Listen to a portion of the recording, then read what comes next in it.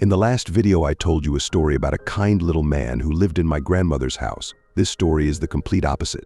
Enjoy watching.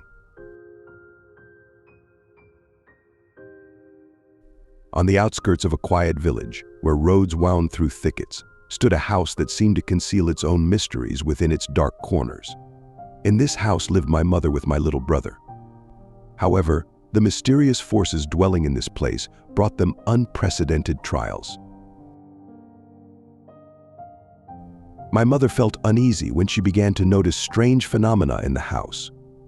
Objects moved on their own, as if an invisible hand controlled their movements. Sometimes at night, when everyone else was asleep, sounds echoed from the kitchen, as if someone was delicately stirring sugar in a cup of tea, making the spoon clink against the glass. Mother tried to rationalize these occurrences, but something inside her whispered that it was something supernatural. One night, waking up to strange noises, my mother heard something even more unsettling, unintelligible whispers coming from my brother's room. Entering, she was horrified. My little brother sat on the floor, engrossed in conversation with something invisible to her. He made incomprehensible sounds, as if communicating with someone from the dark corners. Mother felt that something sinister enveloped this moment, but she couldn't determine what exactly. Even the animals in the house began to behave strangely. Cats, usually so inscrutable and calm, began to hiss and stare tensely into corners, as if seeing something that eluded human sight. This added even more mystery and horror to the household atmosphere.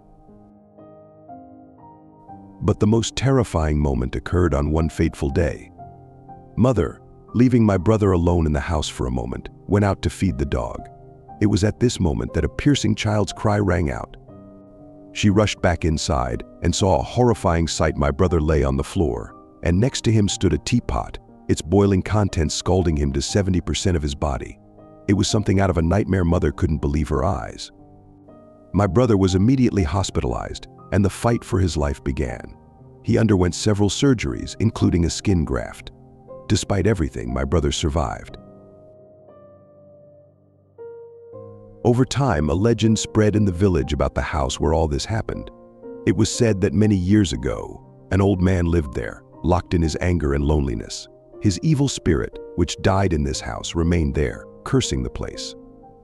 People said that it was his malice and hatred that led to my brother falling under such a terrible influence. It was a story that became a living legend, reminding everyone that there is much in the world that we cannot explain, and that dark forces can hide in the most ordinary places.